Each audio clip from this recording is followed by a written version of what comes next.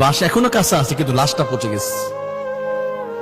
যেই মানুষের চেহারা বাস পচার আগে লাশ পচে যায়, সেই মানুষ কেমনে ক্ষমতার বড়ায় আর কেমনে মানুষ অহংকার করে, আমি তো বুঝি না।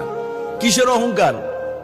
আজকে মানুষ অহংকার আর দাপটে ঠেলায় এই পৃথিবীতে বসবাস করা আজকে ভালো মানুষের জন্য অনেক কষ্টকর হয়ে গেছে।